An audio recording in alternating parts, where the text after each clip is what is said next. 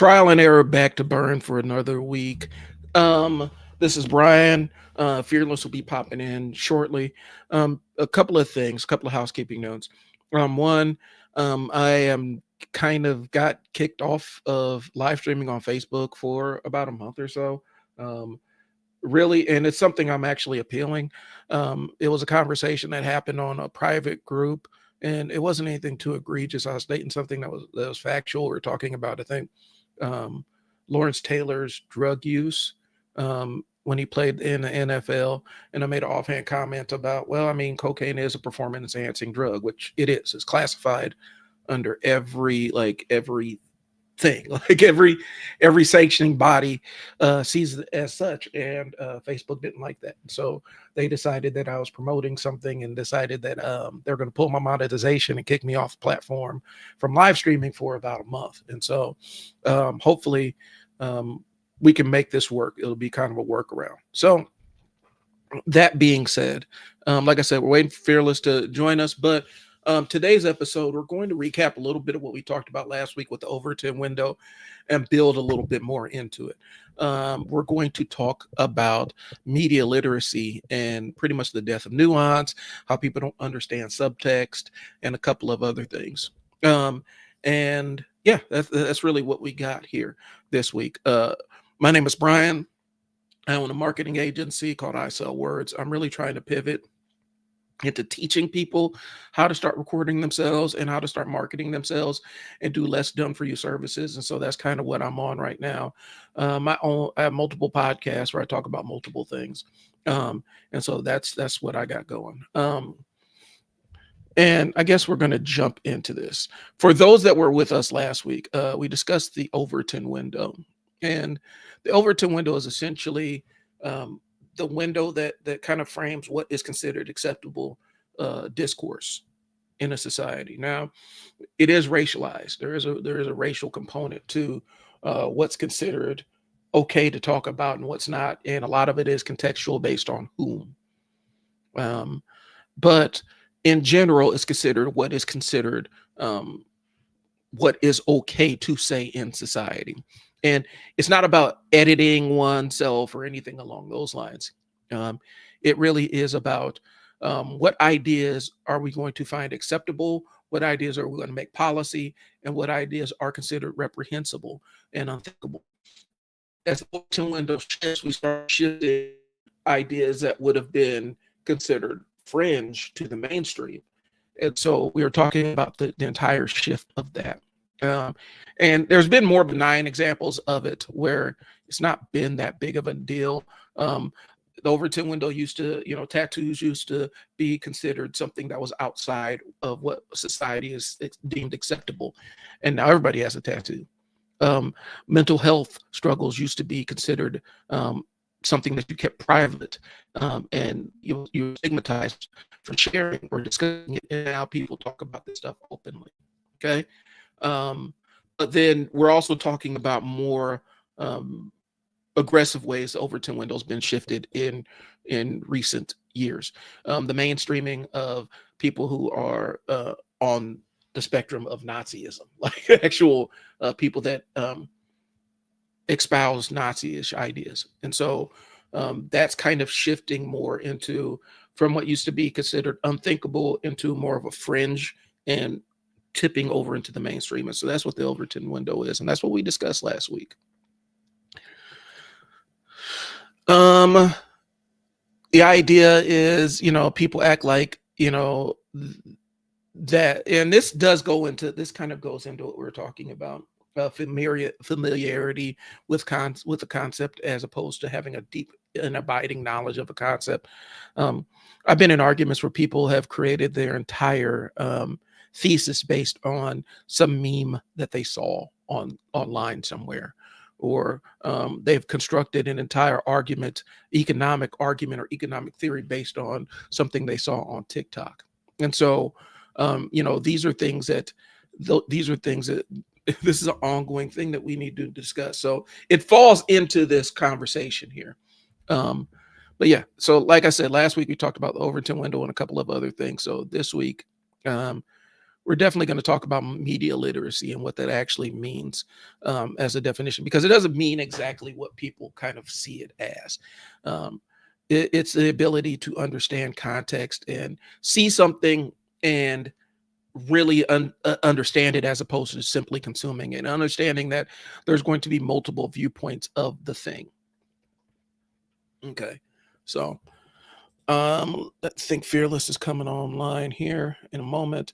Let me go ahead and pull my notes together so that I can be prepared here. Um,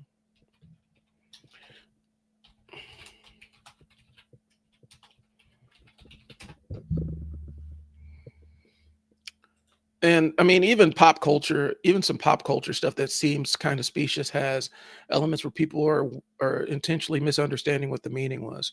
I know. I think I got into it as a nerd. I got into it with somebody who was talking about how Star Wars wasn't political up until recently, and it's like, no, movie Star Wars is always a political statement. Um, I think George Lucas even mentioned it was kind of his take on the Vietnam War. And it was really clear that the rebels were the Vietnamese. And so it was even political then. Fearless shared a clip earlier with me where people missed the allegory of what Moby Dick was. The story Moby Dick was a tale of obsession, and how obsession can absolutely ruin a person's life, and eventually cost them their life and their respect and all kinds of other stuff. And so, one of the things that we're missing in this is people's ability to read subtext. You know, context is what being said. Subtext is what's being implied. And I think we're kind of losing um, the concept of subtext and nuance in regular conversation, and especially with pieces of media. I know the entire Sydney Sweeney kerfluffle on a specific part of the internet. Um, it involved a lot of people intentionally misreading a subtext of what was being said. And if you're not aware, it was the entire Sydney Sweeney has great genes. She was reading about what genes are, and then they show, blonde hair, blue eyed. She has great genes, and boom, people read into it. Well, here's the thing: they interviewed the executive who actually was planning this out, and they said, yeah, we had a conversation, we knew exactly what we were implying with it. We knew it was going to ruffle some feathers and stir up a conversation, and that's what their entire intention was. And so people were trying to soft pedal the intentionality of what was being said.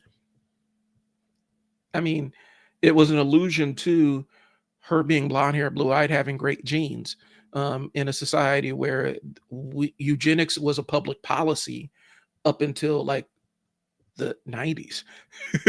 So these are real conversations that actually are taking place. And so I think what happens is a lot of times people they have the luxury of only reading context and not reading subtext, and not understanding nuance or anything along those lines.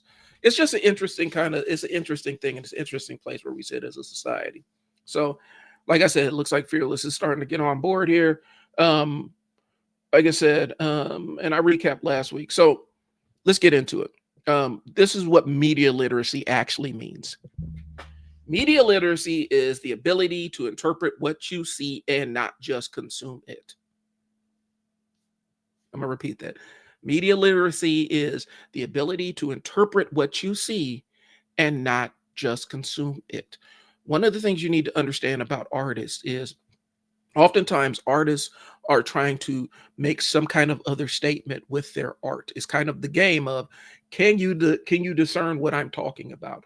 Or can you interpret what I'm saying? Or can you put your own interpretation on it and get you to look internally a little bit and see a reflection of yourself in the art? All right. That's really what a lot of artists do.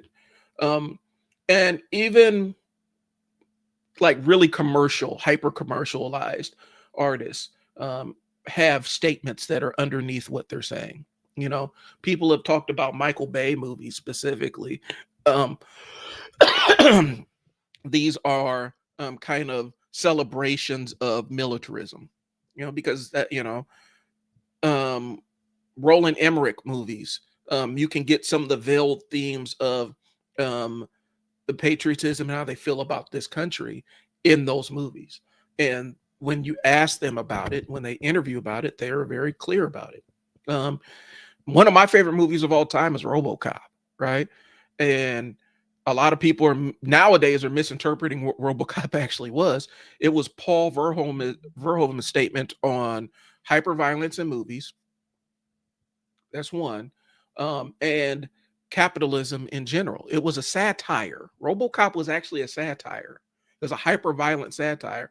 And a lot of people missed out what it was supposed to be talking about. But when they interviewed Paul Verhoeven, that's what he was saying.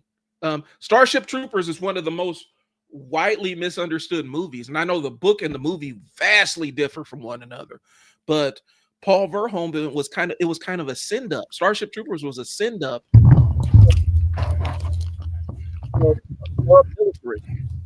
You know, we in the movie Starship Troopers, we were the bad guys. Human beings were the invading force. You know, if you couldn't pick up on the context clues, look at the brown uniforms. Look at how those uniforms almost look like Nazi uniforms. That was a very intentional statement. And so Paul Verhoeven's kind of known for that. I'm not too familiar with because I think he did Showgirls.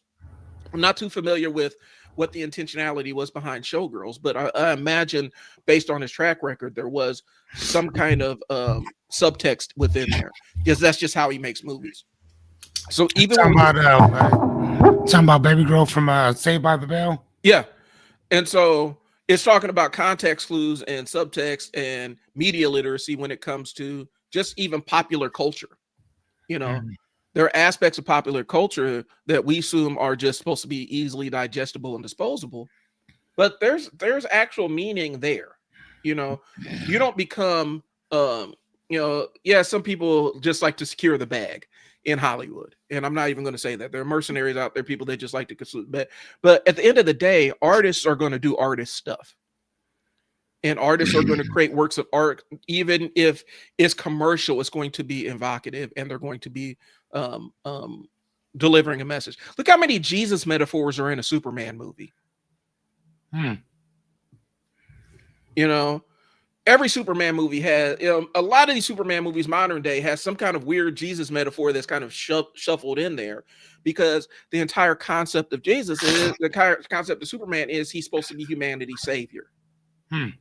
And so if you watch, there's plenty of times where there's specific scenes. I think in the last couple, I don't know, I haven't seen the last one. I haven't seen the current one. I'm slacking because I'm normally on top of comic book movies. But I know in Man of Steel, there was an obvious one. And I know specifically in Superman Returns, there was a very obvious one where he's laying there with his arms outstretched and feet crossed and stuff like that, drifting in outer space. And so there was that it's those kind of messages that are woven throughout these movies. So even things that we think are just kind of BS do have some kind of nuance with them. And so, the one thing about that though, that because I love mythology and stuff like that. I'm one of Joseph Campbell's greatest fans. He's been passed on for many years, but he's also the guy who wrote the book Hero of a Thousand Faces. And he's the guy who came up with the hero's journey, right? And Superman would actually be in the hero's journey, right? People like him just in general. The only problem that I do have with that type of ideology, for the most part, is that a hero of a thousand journey is usually for people that are half man, half God. You see what I'm saying? Yeah. So it's not. So you're creating an archetype that you're not going to live up to. Yeah, that's true. You see what I'm saying? And maybe that's the philosopher side of me that sees the dichotomy of that. But I love this story. I love the retelling of it. But again, like you're talking about before, is that it's more like Jesus-esque. There's a lot of other movies that are just like that in general, who have this Jesus esque type of archetypal person that we're all supposed to try to live up to, and like Mhm. that's not gonna happen, Well, I mean, even like at all. look at the Matrix and stuff. I know Mhm. that it wasn't a straight because it was supposed to be thematically a all these different religions kind of combining in a mashup, and so it was always talking about the Redeemer, the Savior in all these different religions. But that's kind of the metaphor No, that was but it going was on. more like Yeah, Christ.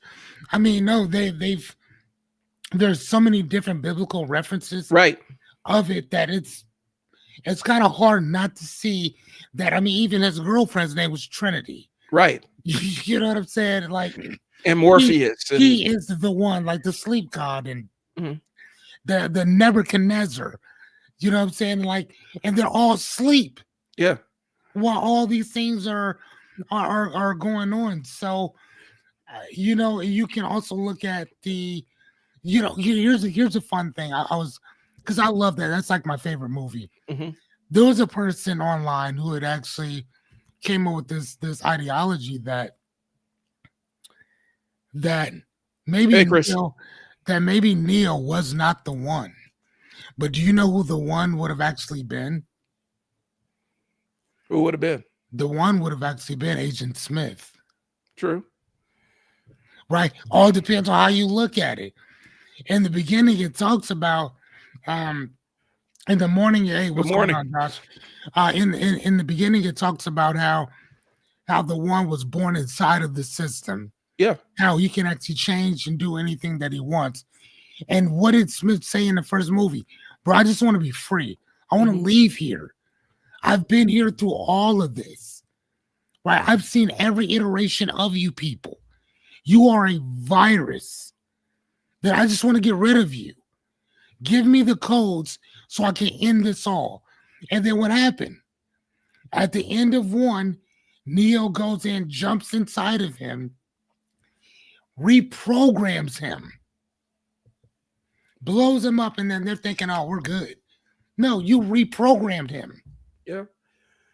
So now he's like, oh, it's to me, it's like the awakening of AI. Like, yeah, if that makes any sense. That makes sense. He's able to do, think about it. He was able to do things that Neo had no idea that could even be done. Well, and Agent Smith was duplicating himself. so now, okay. So here's the thing. So this is how I interpreted it. I think that they're two. Remember how they said Smith is his opposite number? Yeah. We're Yeah. nerding out, gentlemen. We're nerding out, Yeah. ladies and gentlemen. So when they say Smith is his opposite number, look at the movie set up. He's opposite in every single way. Neo wants to save humanity. Smith wants to eradicate humanity. Neo wanted to escape the sleep world that he was in and escape the matrix and be in the real world. Smith, he wanted to escape, but it was kind of for a different reason. He wanted to escape all of it. And so Neo felt like this connection to humanity. Smith saw it as a plague. I think that they were both the same character, just have Two different sides two different sides of the yeah. same character. And so when Neo jumped through Smith, he negated it because -1 + 1 is 0. It negates, it sets everything back to 0. And so now you have Smith with Neo's powers and Neo with some of Smith's insight. That's kind of Yeah, I like that. I like that. And the fact that Agent Smith had been around a lot longer, he knows what you can do and what you can't do. Yep. You know what I'm saying? I mean, the only thing that Morpheus could tell Neo is that when you're ready, you won't have to dodge bullets. Mhm. Whereas Agent Smith already understands the concept of what bullet? What are you talking about? Mhm. Like that's automatic for us Yeah, to be Smith. able to do that. Smith was able to do stuff that homeboy wasn't able to do. Well, in the movie, Smith almost tied Neo to, because remember, I think it was the end of the second one where he's like, it's different now, and he could actually sense the machine. Right. Because so- he wasn't awake anymore. Yeah, and so He wasn't awake anymore. Right. merging with Smith gave him it added a connection to the machines. And so that's where it is. One thing I wanted to jump back, you mentioned the entire demigod part of the hero's journey. Yes. Okay, Superman follows into that demigod. Oh yeah, I know. That's what I said. Yeah, because That's what I said. he is a god who was raised among human beings to be a Yes. man. And so and one of the interesting things, now I'm really about to jump into it. Go ahead.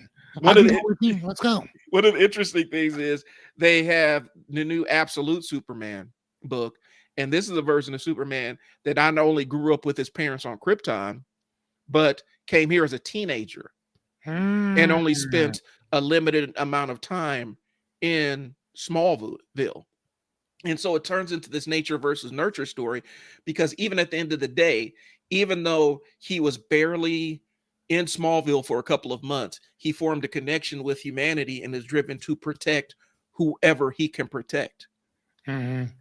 And that's just who he is internally. That's his internal drive. Even though he feels fear of humanity and he knows that they don't trust him all the way. This is literally just happened in the book last week. So what year did he come here? He came here when he was he had to be 16, 17. Okay, right. But what year did he get here? Well, because think about it, depending on what year he got here, who would he be defending? Well, okay, so in that universe, it's okay. So in that universe, that version of Superman and Batman and Wonder Woman are living in a world where, so in the regular comic book universe, Wonder Woman, Superman, Batman are symbols of order. Like they are the order in the chaos, right? They're the ones that bring order to the world. In this universe, they are the chaos in a totalitarian world of order. So in this world, it's already militarized, it's more technologically advanced, but it's rooted with the seed of evil and oppression. And so in this world, Batman has his mom, but he grew up poor or actually grew up middle class, and he's a lot more violent and a lot bigger. I'm sure he is. Well, I'm sure he is. Okay, and so the last week's story had him, how he got his no killing rule was Batman spun the block on a bunch of Klan members. Literally, he spun the block on a bunch of neo-Nazis and flamethrowered them and ran over them and killed them and chopped them into meat. And then he looked down at his hands and saw blood all over his hands, and he's like, what would my father think of me? Because his father died, right? And so that's readopted his no killing rule. So in that universe, Batman will absolutely maim you. Like he cuts some guy's hand off and he'll stab people in the eyes, but he won't kill you. He'll just make you wish you were dead. In this world, also in this world, he won't kill you. He'll just make you wish you were dead. And so in this world, Wonder Woman was raised in hell as opposed to raised in this idyllic island and everything. And it talks about how she started her arc, but she's still driven to defend. Batman's still driven to protect regular people. Superman's still driven to, even though they grew up in this darker version of the universe, they're still driven. So it becomes a nature versus nurture kind of thing, right? And so when we talk about this kind of stuff, there's all kinds of subtext and allegories stacked on top of each other. And I think what happens is when people consume this, because legitimately people were pissed off about Batman. There's a panel. I will pull it up here. There's a panel of this guy doing the entire Hitler salute, and Batman snaps his arm at the elbow. And people were, what is this? What are you talking about? This is absolute Batman. People were absolute Batman. Okay. I'm gonna have to look into this. You got to read this one. This is one I would suggest you pick up because it turns the entire mythos of not only Batman, but Superman and Wonder Woman, turns it on his head. And so the annual book was written, let me see, Absolute Batman Annual. People were mad because they're like, they made Batman woke. What made it woke? Well, he killed a bunch of neo-Nazis. Oh, okay. You have a problem with that? Like, you have a problem with that piece of it, like that made it woke. Well, yeah. So what is Batman supposed to do when he encounters neo-Nazis, bro? Let it go. Ignore Let it it. slide. And so, but yeah, let me pull it up here. And I know there's an entire thing of Batman as a cop and stuff like that. This sets it on its ear. Kind of like No. it's kind of like in the Marvel universe, Punisher doesn't like cops that use his symbol. Okay. He doesn't like cops that use the Punisher logo. Because he's like, I am supposed to be, he's like, if you're on this side, you're not supposed to you're not supposed to even idolize me. Like I'm doing the stuff that you can't. You're not supposed to look. I mean, right, yeah, because technically, Punisher's a criminal. Right. And that's what he says. I'm a criminal. You're not supposed to idolize me. All right, so here it is. Oops. Close that. Close. All right. You see? Oh, okay. Oh, wow. Brent. You can see the bone. He kicked that shit. Yeah. He kicked his own. Oh, wow. And so in this comic book, the difference is in this book, let me go ahead and shut this down. In this book, Batman is like, because you know how they talk about, how could they, how is this regular sized guy going and beating up all these people? In the Absolute Universe, Batman is 6'9", 450 pounds. He's a big son of a gun. So, and he's a big son of a gun who absolutely 6'9". Yes. 400 pounds. Yeah. Okay. And he supplements not being like, so how he gets all of his equipment is he's a civil engineer who works in construction sites all the time. And so his entire Batcave is all these buildings and stuff. And he gets all his weapons because he has this engineering background. Interesting stuff. Anyway, people. So he doesn't have a Mr. Fox then. He is Mr. Fox. Yeah, he is Mr. Fox. Well, they haven't introduced Lucius Fox yet. Okay. Alfred is a MI6 agent, like a British secret agent who's killed, like he's a British assassin essentially. And so that's how they link up. And all of Batman's rogues, all of his rogues, like Catwoman, his main Catwoman, Penguin, Joker. Not Joker. Joker is something different. I'll explain what Joker is. But Penguin, Riddler, Two-Face, they're all his friends that he grew up with. I mean, well, yeah, because without all the money, you growing up just like everybody else. But spoilers. So if you're there's spoilers here. They end up becoming those people, and it's all because so they still become those people no matter what. Well, physically they end up becoming those people because Absolute Bane is something like you've never seen before. I'm telling you, you got to get into it because Absolute Bane is nightmare fuel. Oh wow, okay. So Batman is 6'9" in there. Absolute Bane juiced up is absolutely dwarfs him, and it's insane. So let me pull that up. But anyway, the concept is they're taking the typical Batman mythos and turning it and inverting a lot of aspects of it and making it look completely different, but still have some of the same notes. And it's still to answer some of the same criticisms of the character. Like I said, man, it's really kind of interesting thing. I would say that would be if there's a comic book that I would say that you should probably check out, I would go there. I would check out Absolute Batman just because of, I'm seeing if I can blow this picture up. All right, I'm on the wiki right now. Absolute Batman, huh? Yeah. So if there's a comic, like the Absolute series is taking a lot of the common DC characters and their main characters and putting them in a completely different environment, different world, different situation, and seeing what they come up with. It's really interesting stuff. And I'm always a fan of, if they're going to do an Elseworld story, at least make it interesting. All right, I'm gonna show you Absolute Bane real quick, and then we can get back onto the topic here. Okay. Just so that you get a sense of. I also wanted to. I remember watching something. They were talking about Batman's identity, for instance, right? And it was saying that it's not that Joker and all of them don't know who Batman actually is, that he's Bruce Wayne. Yeah. That they know who he is. And there was one bad guy that was like, I'm gonna tell everybody who you are. And it was those bad guys who shut him up. Yeah. And they explained to him that, like, we know that Batman is Bruce Wayne. Number one, we already know who he is. The reason why we don't say anything is because Bruce Wayne, whether they know it or not, protects Batman, or vice versa, because at least there's a break. Yeah. In what he does. We know that he's going to be at night and Bruce Wayne's going to be during the daytime.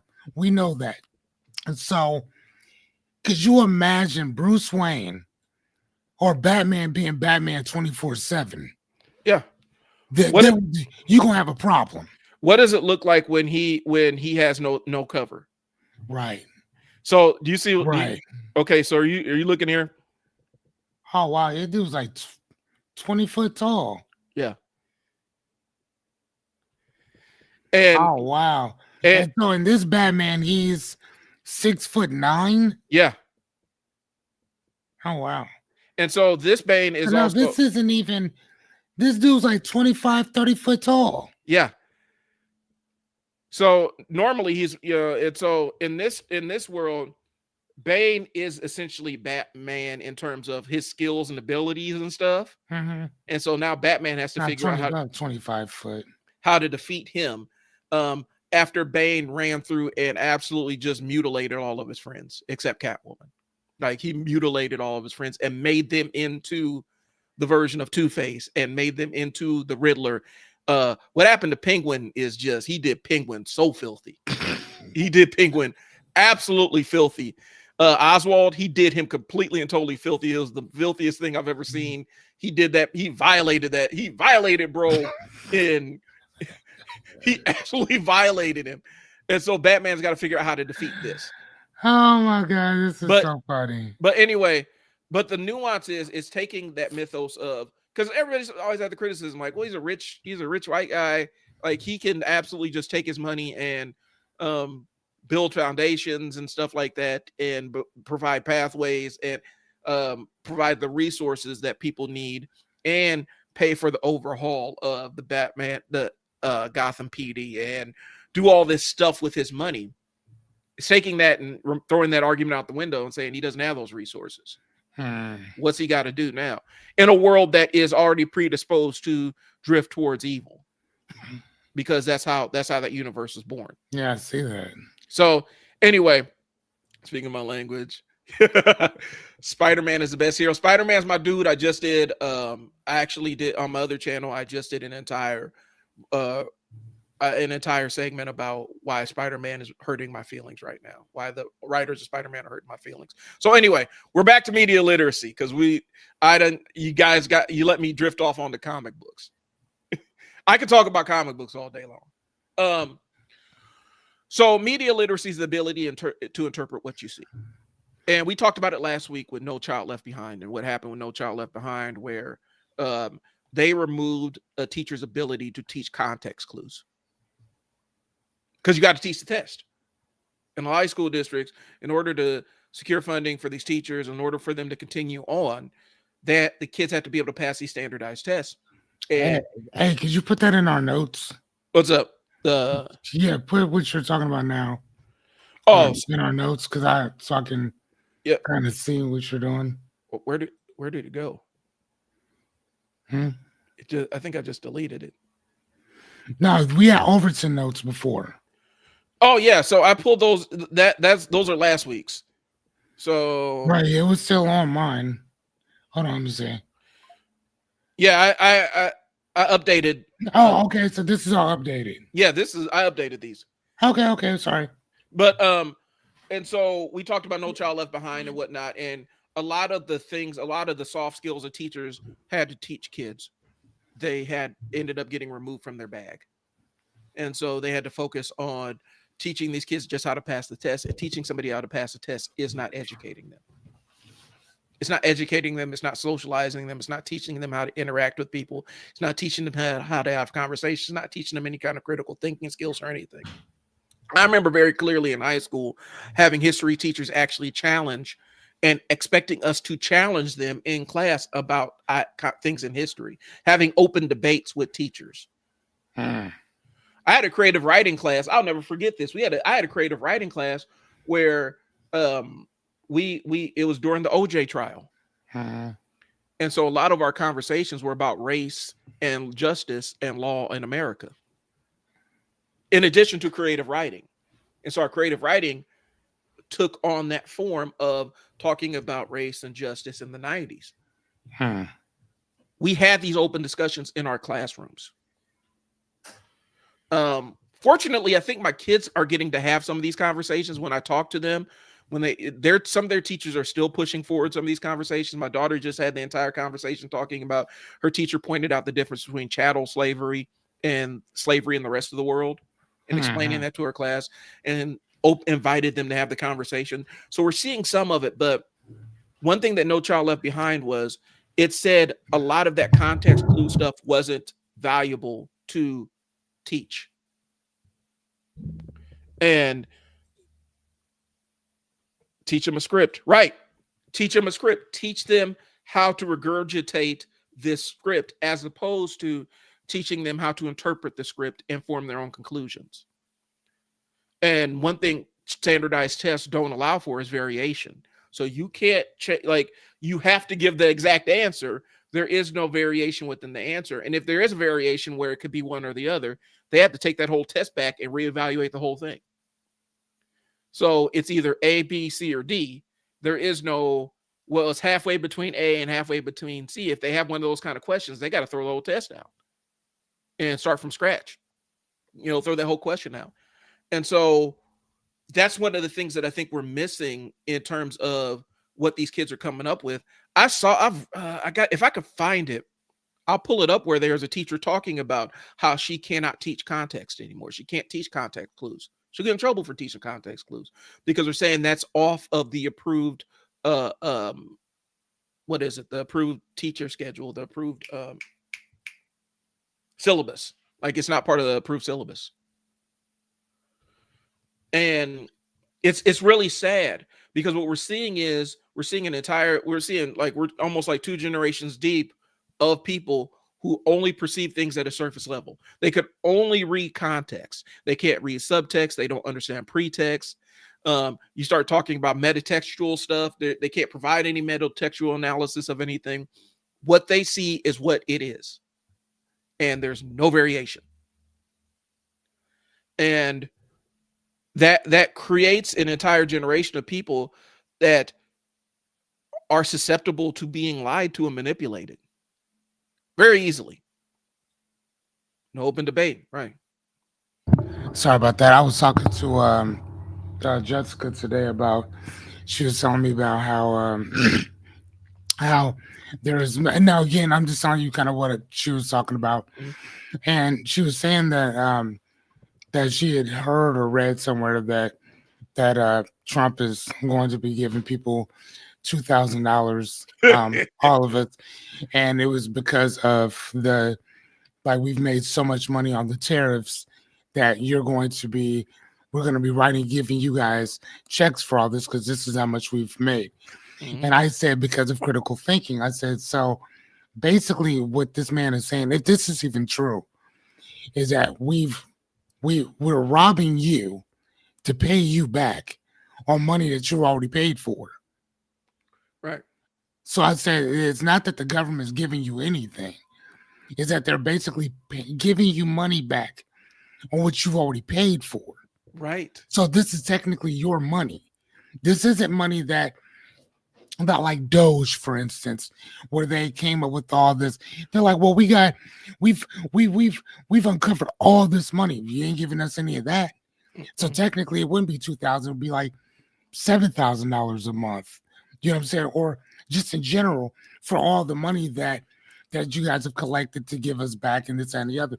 So it's not about this and the other. And I think that, matter of fact, if I'm not mistaken, the book 1984 talked a lot about that. that, well, hey, this is $9.99, Mm-hmm. right? And then like a couple weeks later, we're gonna have a really amazing sale. And the sale is gonna be $9.99. It's gonna be the sale. Oh my gosh, this is gonna be so amazing. So you just described Black Friday, essentially what Black Friday is. Basically, that's exactly what it is. Well, Yes, Joshua, bait and switch, which technically that shit's illegal. well, it Bait and switch is technically illegal. It's just easier to it's easy to manipulate it. well. So here's the thing, because you mentioned that. What if you're a person that where you do have a higher, like a lot of the stuff that you buy is imported. Like Mhm. you're somebody who works in technology. I work with cameras all the time. Every camera that I have will be imported and be subject to a tariff. So Yeah. do I get more? Like, Well, I mean, see, that's just it though. and is That's there? just it, though. I don't know because Yeah, you also pay for groceries. right. The groceries have gone up 3%. 3%. Not 1.5, it's like it was with Biden. It's gone up actually 3.1% in the last what 90 days? Yeah. So do we get paid for the domestic? 3.1%. Do we get paid for the domestic companies that raise their prices to stay competitive with the people that raise their prices because they're getting tariffed? Because that's how That's all I'm business saying. actually works. That's all I'm saying. And are we to believe that there's a big Uncle Scrooge vault full of tariff money that he goes swimming in every single day that he's just going to Mm. give to us? He's just going to open up the Uncle Scrooge vault, give them all the tariff money that we don't have that we've collected. Where is it going? There is no Right. tariff revenue. No. And so it's literally just a thing that he said.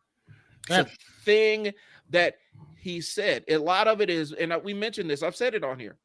When you're dealing with the salesman's job is to win the interaction. He's winning the interaction Mm-hmm. because he knows that there's an entire group of people that will absolutely take him at his word. We're about to get $2,000 checks. No, you're not. Mm-hmm. And if you think that $2,000 checks is going to change up stuff, you don't understand how quantitative easing works. You don't understand how monetary policy works. You don't understand how inflation works. Because when we get a $2,000 check, they expect the price of everything to go through the roof, and that $2,000 check will be swallowed. That'll be a grocery trip. So I mean, right. So I mean, matter of fact, and and here's the thing. I look at it like this. If you look at the price of just like green beans, Yeah. a can of green beans used to be like shit, 50 cents, Yeah. 20, 25, 50 cent, 49 cent. If you go look, Google a price, just a regular can of green beans. You talking about almost $2. Yeah. Let me pull it up. Yeah, pull it up, please. Please. So I see a big can at Sam's Club for $5.81. I used to buy those when I ran my group home. That's a lot more expensive. It's a lot more expensive, correct? Yep. We're talking about anywhere A between can of green beans. yeah, And you talking about the large cans. yeah, one of those big, huge industrial size Right. cans. Exactly. Bring it down a little bit. How much is it?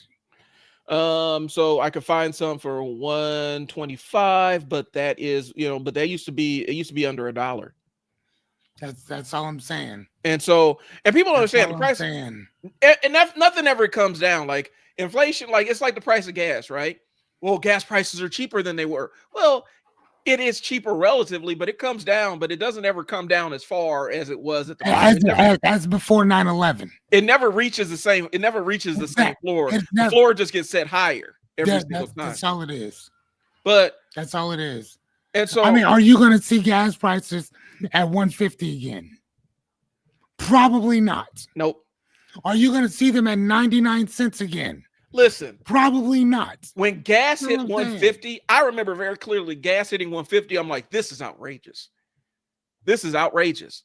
What's going on? What's going on with our money where gas is $1.50 now? Because I used to be at 99 cents. 99 cents, you fill up your whole tank for $10.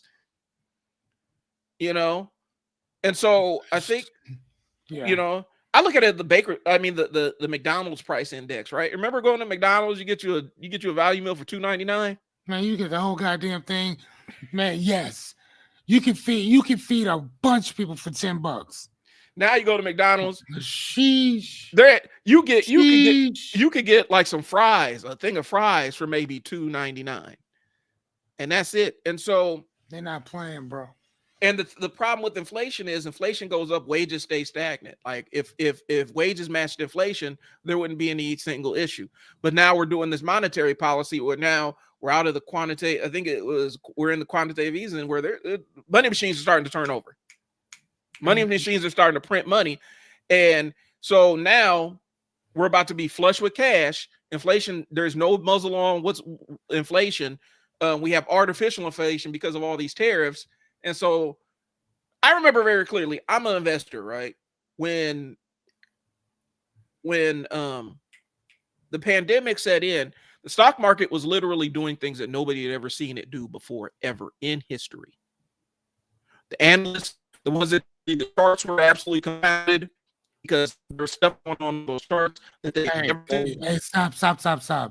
You're cutting in and out real bad. I am. Yes. Is it my mic or is it the internet connection? Okay, go ahead now. So when the pandemic rolled in, a lot of those analysts, they were seeing, the ones, especially the ones that divine by the charts, because there are people that go by numbers and stuff, and there are people that just go by what the charts look like. The people that were going by what the chart, there was stuff that happening in the stock market that nobody had ever seen before.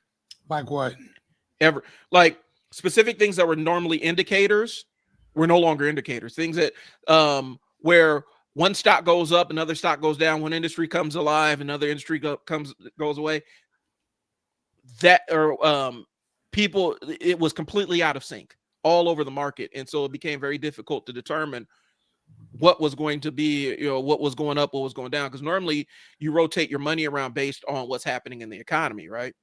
Mm-hmm. Sometimes you rotate into a higher risk portfolio when some of the financials are good or the fundamentals are good. And other times you can back off of it and go back into your things that are more staples. The pandemic upset all of that. It threw all of that out of it. And so now we're heading into what do you guys discuss about? We're heading into a time where we got runaway inflation. We have these tariffs that are kind of artificial, but now everything's upset. Everything is at the whim of some kind of trade deal, X, Y, and Z. And so now we're heading into a time of economic uncertainty for most people. And the rules have been completely kind of thrown out about what indicators look for in the economy.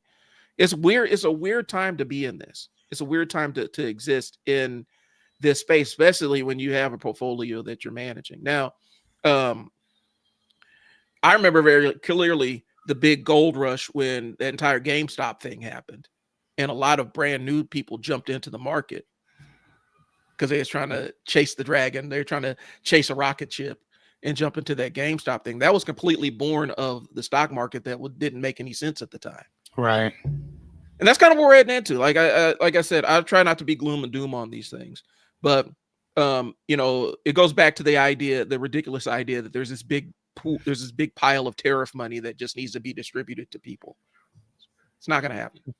Yeah, right. No, I mean, but at the same time, it also gets people talking. Mm-hmm. And here's the other thing, and I'm gonna tell you for our listeners, I'm gonna explain something to you. As you can, I don't know if you guys can see all those colors behind me. Those are all books. I love. I don't like reading. I love to read, and this is what I'll share with you.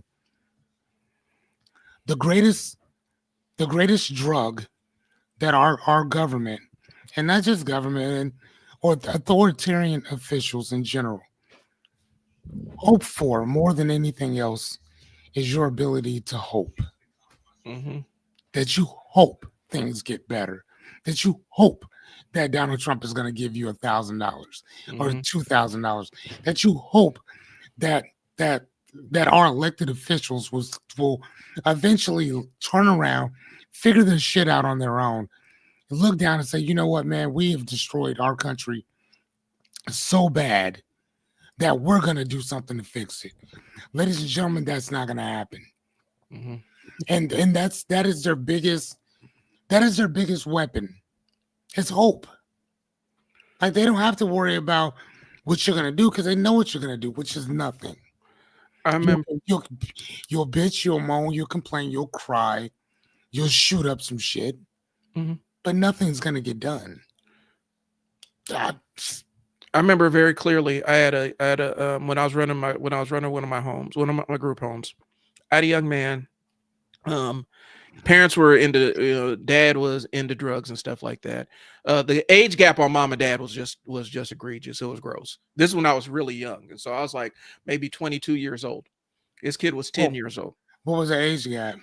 So I'm about to tell you. So I was 22. This kid was 10 years old. Mom was maybe about a year older than me. Dad was in his 50s. This kid is 10 years old. Hmm. So you have a 10-year-old. Mom was maybe about 12 or 13. Jesus. Dad was in his 50s. So it's all right. The situation's already fucked up. Just saying that. All right. And so two separate stories, but they converge here. Hmm. One thing, when dad would come, the kid would start acting up. Hmm.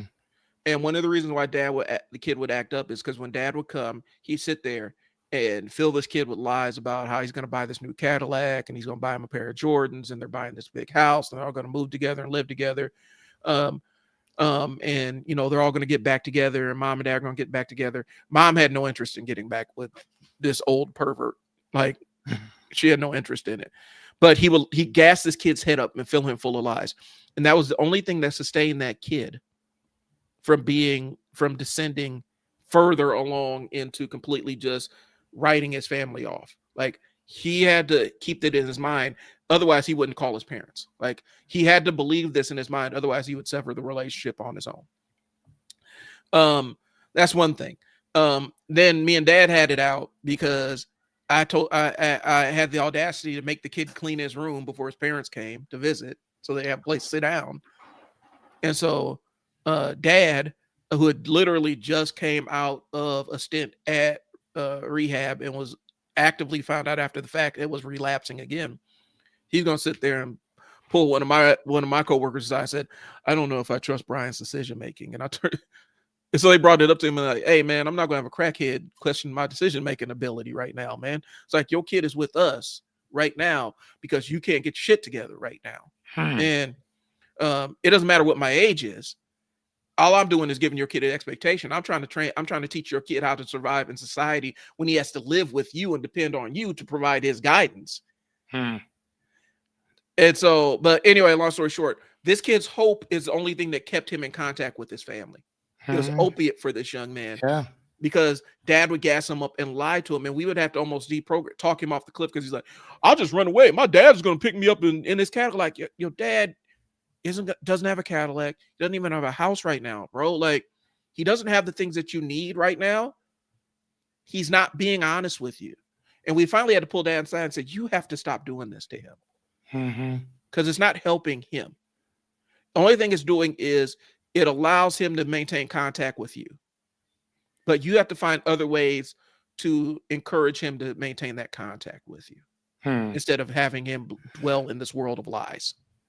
Right. So basically, the child was believing. I mean, but again, it's his kid and it's his Yeah. parents. So he's going to believe those delusions of grandeur, Yeah. although they're not necessary. And sometimes I think thank you, Joshua, that false hope. Mm-hmm.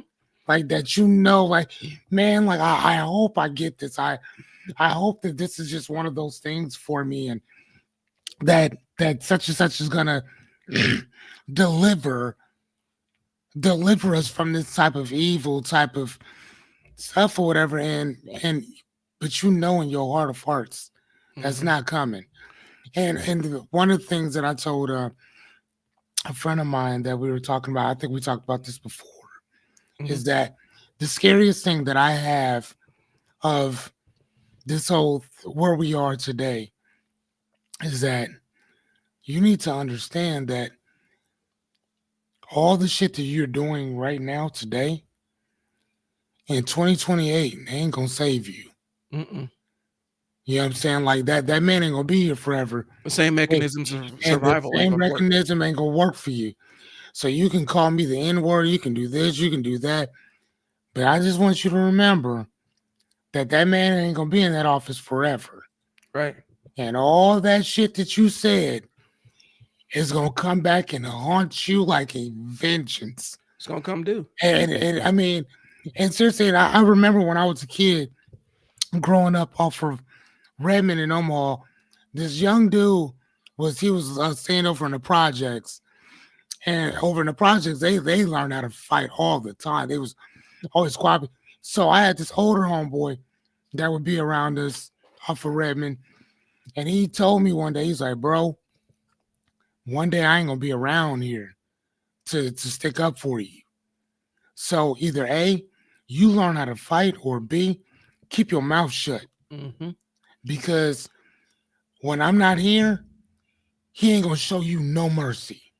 Whereas I am here now, and if you cool with him now, when I'm gone, he gonna be cool with you then too. Mm-hmm. And I always remembered that, you know what I'm saying? Like, don't play with somebody like that. If you know you're not about that life, stop playing around. Right. Because eventually they're not gonna be around, and that door gonna shut, and it's gonna be you and him. Mm-hmm. And I promise you're not walking out. And I like that. I'm just saying. And again, that's what I learned. So again, there's no threats. I'm warning some of y'all, because some of y'all just be like, man, white power, this and the other, motherfucker. We gotta make it here together. Mm-hmm. Like, motherfucker, like, listen, like, it's however you might feel about us, y'all still gonna eat Chinese food. You still gonna eat Mexican food. You still gonna eat that nasty ass McDonald's and Burger King. You still gonna you still gotta get your wood from somewhere. Mm-hmm. You gotta get your shoes made from somewhere. We all have to work together. All of us.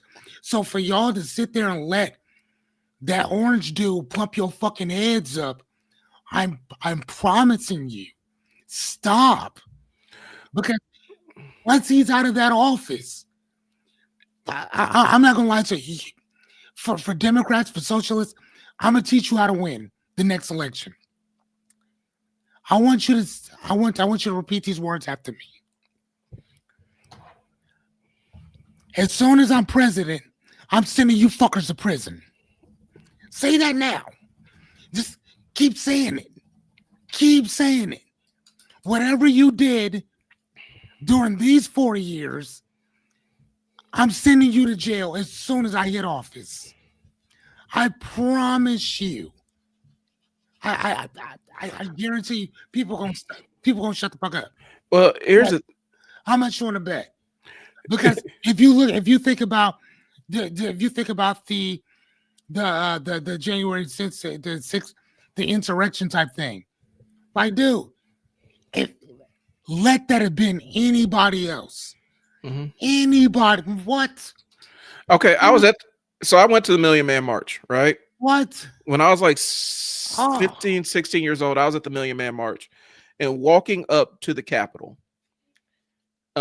One thing you saw when I was coming up from the train, because me and my cousins took the train down there from Baltimore.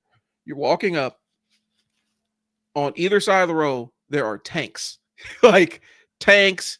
We had guns pointed at us and everything as we're walking on our way up. Really? Yeah, they had deployed every mechanism of local defense, National Guard, whoever else.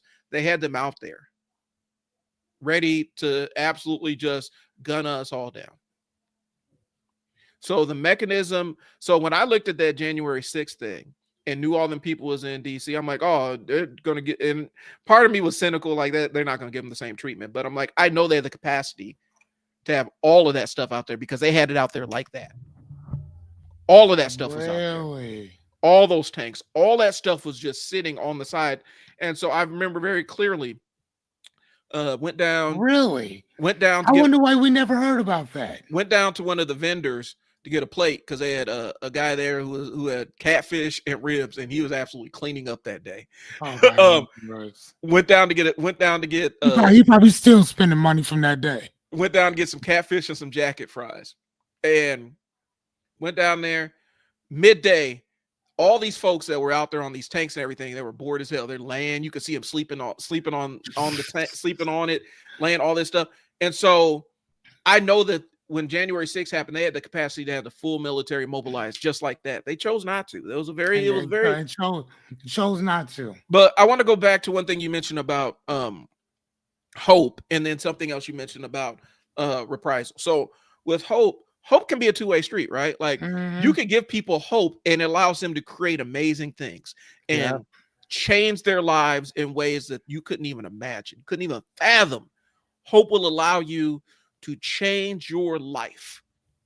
It will also, hope will have you giving your life away in chunks. If you have false hope, if your hope is being weaponized against you, they can remove all kinds of stuff from your life. Yeah. But if you're utilizing hope as your weapon to attack the world and create the world that you want to have, it can be a very powerful thing. It's a double-edged sword with hope. Indeed. And so the other thing is, we're talking about people hiding behind, since they're in political power now, they're hiding behind that.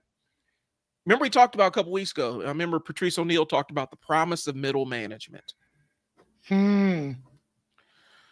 Some people will endure any amount of mistreatment as long as they get to be the gatekeepers to mistreat others. Right. And we're seeing that a lot of those people are popping their heads up. They're popping their heads up right now. A lot of these ICE agents, when you run the background check, some of these guys wouldn't even made a local police force. They couldn't even be hired as security guards. But now they'll get $50,000. They'll do whatever. They'll follow whatever marching orders. Mysteriously, all these militia groups that were really super active, ICE rollers are hiring. You don't see them. What happened to them people? What happened to those gentlemen? Those Proud Boys and all that? They didn't just go away.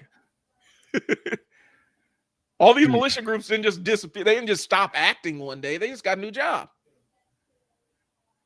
And so, and they will, a lot of those guys who are the rank and file, they're not from money. They're not from resources or anything else. It's the promise of being able to be better than somebody else. And that's their entire philosophy. It's about competition. Do I get to position myself to be in a position I believe superior to these people that I think are inferior? Right. And it's a crazy position to be in. Because I look at it like, well, you're still getting, you are still getting absolutely shat on by this person up here, but you're fine with it as long as you get to be cruel to the people that you perceive to be underneath you. Crazy work, bro. Crazy work. But like I said, man, we're starting to see some of the edges because they're actually exposing some of these people that are in these, ICE things and stuff like that. These guys, their records wouldn't allow them to be even hired as security guards in some places. So how are we finding out who these individuals are for us to even know their backgrounds? If you see their, like, sometimes they will get their faces. And so people will do some internet detective work and say, oh, this is who this person is. And so and that's why the mask thing is so important to them, because they don't really want to know. They don't want people to know who they are. And there's a reason for it. They've showed it where, it was one of the Proud Boys. I forgot what his name was, but they showed his entire sleeve of tattoos. And then they found an ICE agent who had the exact same sleeve of tattoos. Oh, wow. Where'd he come from? Why would you put this man in an authority position where he has authority over human beings? Especially individuals that he know that he has a problem with. Right. And they're even in jail, they won't let you go to if you are a white supremacist, and you are in a jail, especially around here, they won't put you in a cell with other people that are known, Mm-hmm. that are your known enemies. Yeah. Like, you're not doing that, like, at all, or whatever. Like, if you go to jail, though, are you a part of any gang? Are you this? Are you that? Do you have any enemies? Because we can't put you in the same tank as them, because we have to make sure that you're safe. Peep this, and I'm gonna throw this in here. So we were just talking about it recently. This is a news heading I just saw, and I had to look into it a little bit more. FBI has issued a bulletin urging immigration and customs enforcement agents to adequately identify themselves during field operations. So even the FBI, who is beholden to you know who, is asking ICE to identify themselves, because there's instances of people ordering that ICE shit, ordering those costumes off of Amazon and stuff, and robbing and sexually assaulting people, utilizing that. I mean, dude, what did you think was gonna happen? So when you weaponize the most vicious and inept group of people in society and put them in a position of power, what do you think happens? And that's what I'm saying. And so that's the promise of middle management, bro. They're in that position because it's great. Like, they don't mind that they're getting screwed over as long as they get a paycheck and they get to harm other people. They are happy. It's a really weird way to operate in this world. Yeah, Costumes. go get your costumes. Go to Spirit. What is that? That Spirit Halloween place. Get you some. Go get you a costume and go to work. Right. So it's crazy. It's crazy work. Let's jump back. Let me jump back here because I'm all off of it. So, we talked about what media literacy actually means, and part of media literacy is being able to interpret the news, like being able to interpret the subtext of what's allowed to be said on the news and what's not allowed to be said. Understanding that the reason why when you're watching Good Morning America, the reason why you always see advertisements for Disney movies, or they always have stars of Disney movies on these shows, on Jimmy Kimmel, on Good Morning America, is because ABC is owned by Disney, and so they're basically promoting their own product. The reason why all these morning talk shows have little segments where they have items that they're showing off and saying you can order this by scanning this QR code, right? Yeah, because they're getting a kickback. They get a kickback from these things. And so media literacy allows you to understand this, allows you to weigh out different things in your mind and saying, okay, this is true to a degree. This is true to the degree that this news agency can report it. Does that make sense? This thing isn't a lie. It's only true to the degree which they are allowed to report it based on whoever the CEO of this company is. That's why they always have to say, our parent organization. Understand, our parent organization has stakes in this or that. Okay. Because the parent organization absolutely does shape what they can and what they can't report. That's why there's no investigative journalism much anymore. Remember how that used to be a thing? Yeah, at least they said it was a thing. Remember, you used to have an investigative journalist that was out there in the field breaking stories like Watergate and doing all that other stuff? Yeah.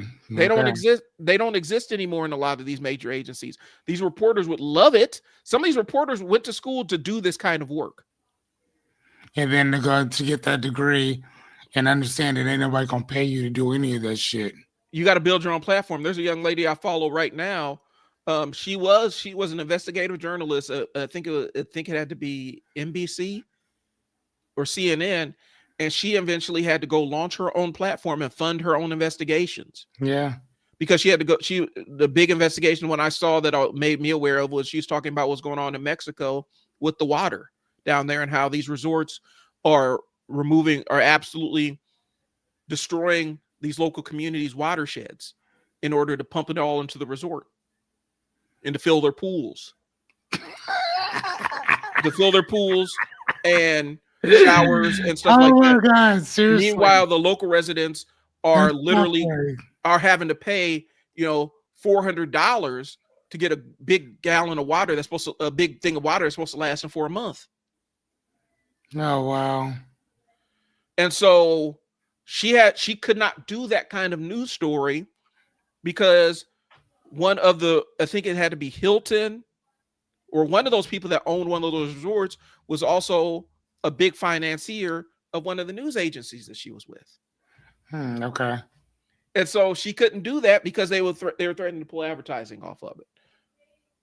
Media literacy gives you the frame of reference to look at a news story, look how far the person on the screen can take it, and then go and take it a little bit further, extrapolate and see, okay, what else, what isn't being said, what is not allowed being said. Because a lot of journalists, they don't get in that. Some of them actually do. Some of them are in the pundit class and they just want to be talking heads and their job is to obfuscate and their job is to be propagandists, right?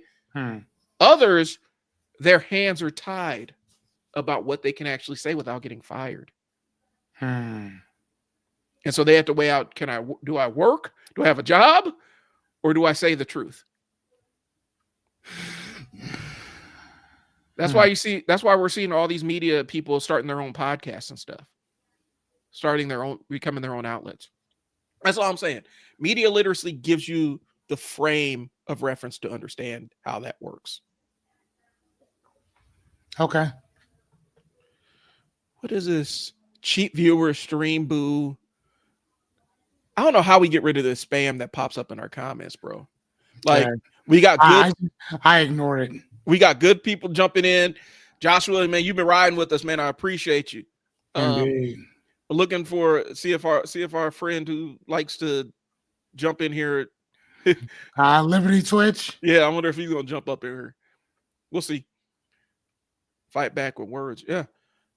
So when we start talking about this, people like I said, when people say media literacy or you know what I mean, they take it as an insult, right? That just means that you may not have the frame of reference to interpret the media that you have. That's not a bad thing. That just means you need to expand your frame a little bit. You need to read a little bit more. Yeah. You need to actually learn how some stuff works. Okay. So media literacy is the ability to interpret what you see and not just consume it. I'm going through my points here. It's knowing the difference between fact and opinion. I actually commented on something on Facebook that I saw where it was, I don't know if it was Newsweek. It was USA Today, where somebody posted an article from USA Today, and you could clearly see in the metadata that it says opinion. But when they posted it, they didn't frame it as an opinion. So I called it out. Oh, you're looking too far into it. No, I'm pointing out the fact that this is an opinion piece that you're utilizing to create a factual basis on it, and that's not what this is. Yeah, you actually did that last week. That was last week. That was last week. Was that the last week thing? Yeah, that was last week. Yeah, you were like, no, dude, you're like, show me the basis, show me the actual report. Show me the actual report. And like, you can't, because this is not an actual report. It's just an opinion piece.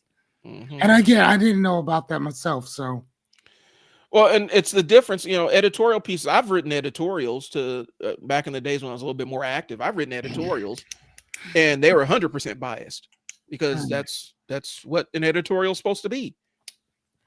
When if you're expecting a human being to be unbiased, that means that you're not human beings aren't unbiased. We do have our biases. Mm-hmm. I've said news reporters aren't supposed to be unbiased. They're supposed to be biased towards the truth. That's just what it is. All right. So, Fearless, in terms of reading, in terms of how does reading help you with your media literacy and your ability to interpret messages and signals and read beyond the context and look at other things? Look at. It allows me to look at things critically. Okay. Right. And real fast, before we jump into this, I want to show our viewers. Hold on one sec. Okay. I want to give you guys real fast. When I say I look at things critically, I want to, because you know me, I love words. Hold on one second. God damn. Right, there we go. I want you to see. Can you see that? Yep.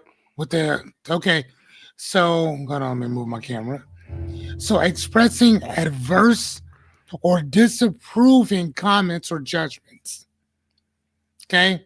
He was critical of many U.S. welfare Hmm. programs.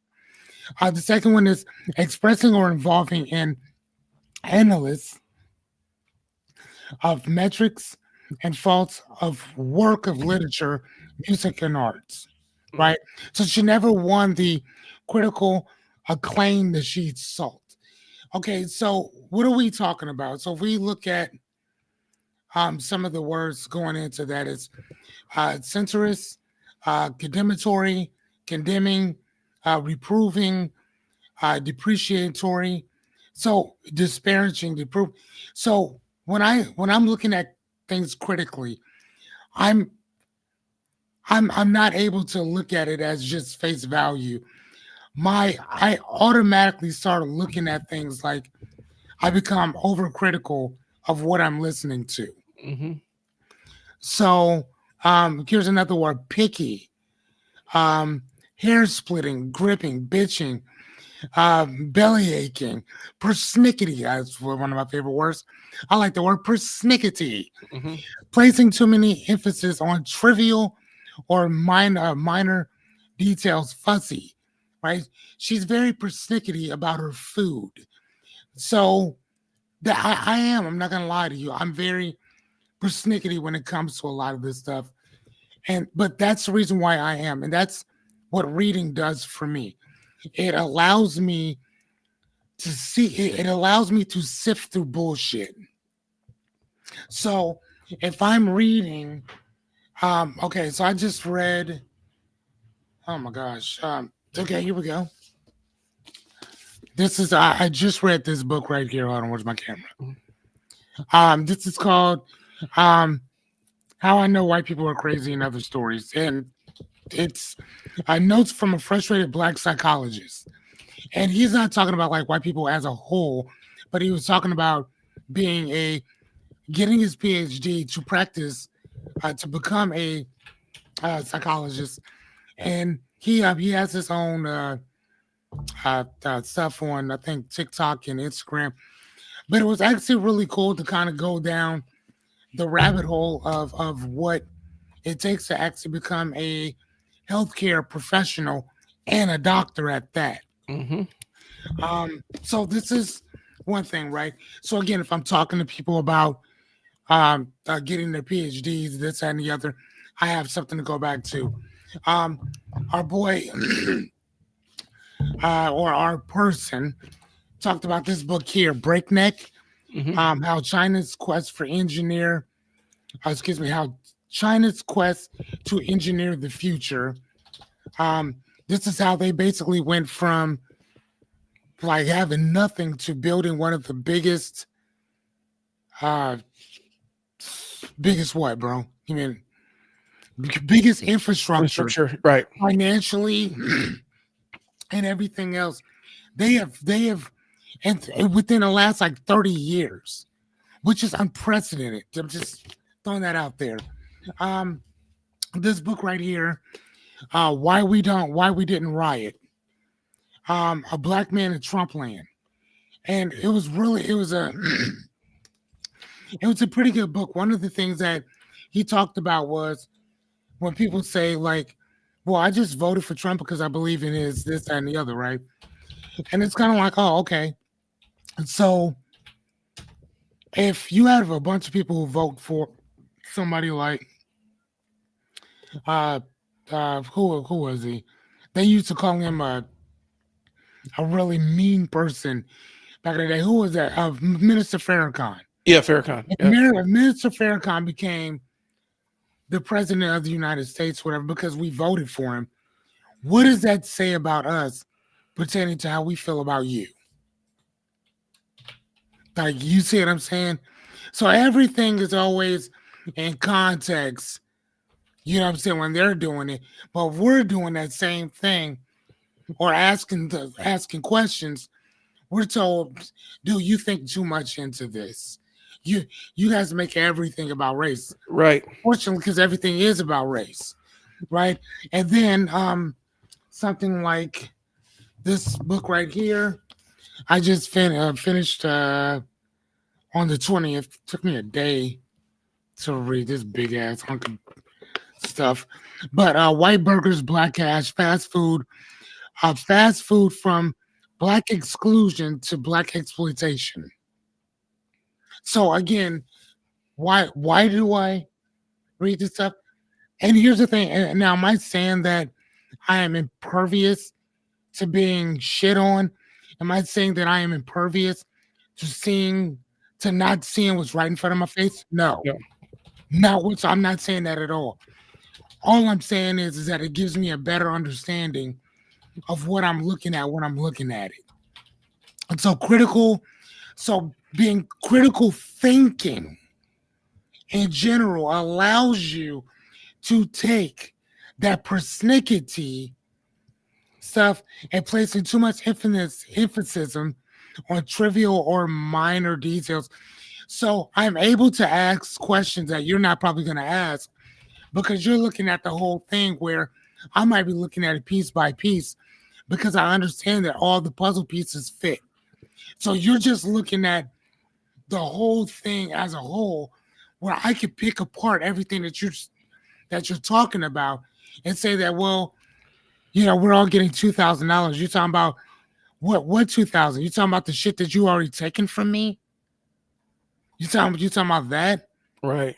You talking about the fact that you charge 20 to 40% on tariffs on everything coming in? You telling me that that a can of green beans literally needs to cost $5? That's what you're saying? Right.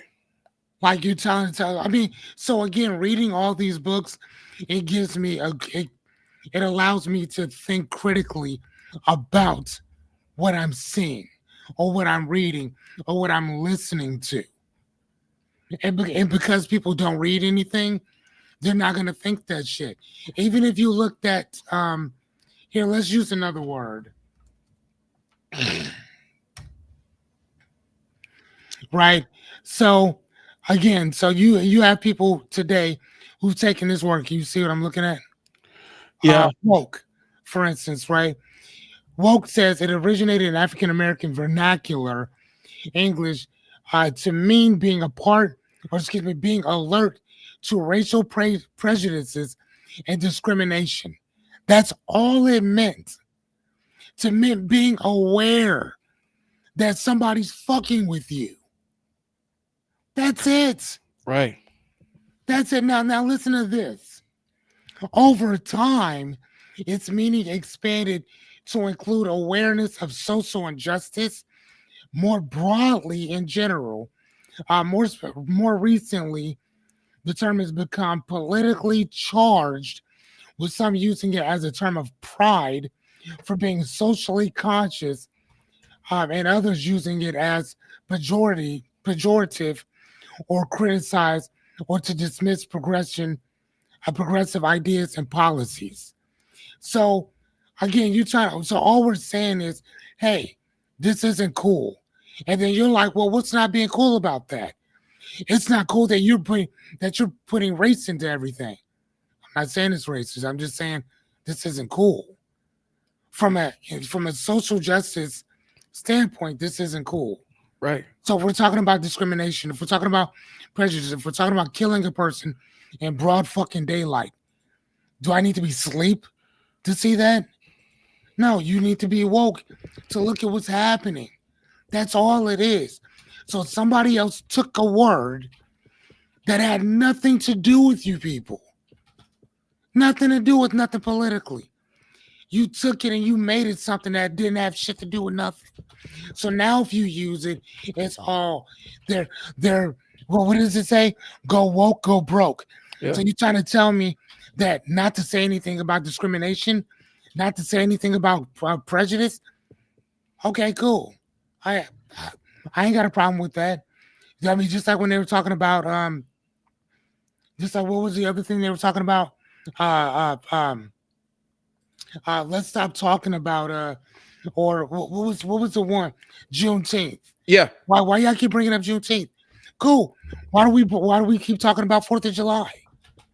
I don't celebrate my shit. You don't celebrate your shit. Cool. I'm cool with that.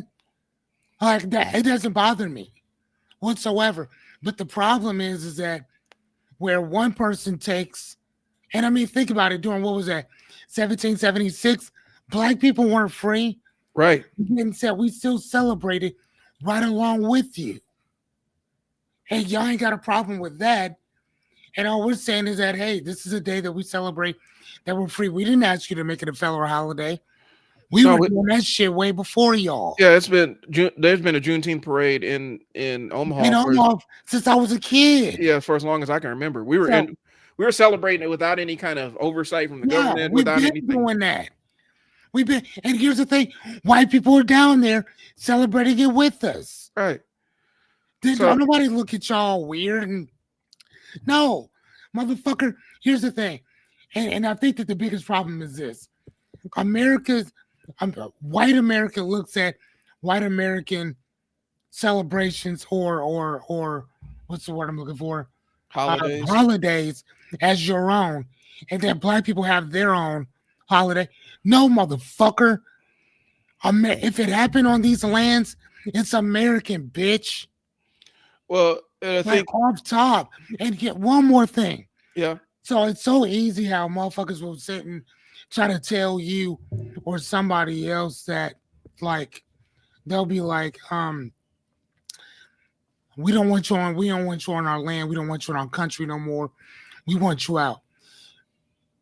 Okay, again, I understand that. Again, maybe this is the philosopher in me, but I have a question to ask you. If the Native Americans asked you to get the fuck off their property, would you keep that same energy? Absolutely not. You know that. We know that. I mean, We all know right. that. So all I'm saying is shut the fuck up. We're here. Let's make the fucking best of it. But Well, I'm saying you can't say that this is my land, you bitch, because it's fucking not. well, it's the Fuck idea. out of here. It's the idea of one, the idea, and we can have another show about this, is the normalization of whiteness, where that's considered the baseline for everybody and how everybody should frame. And That's the book that I was just. yeah, What was that book that I was just reading? yeah, The uh um um. That's what Homeboy was talking about. And this, yeah. you know what I'm saying? He was basically saying, no, let me just move my camera. Sorry. One of the things that Homeboy was talking about was when we talk about mental health, a lot of what they call like mental health and this and the other, they're like who determines mental health and whatnot.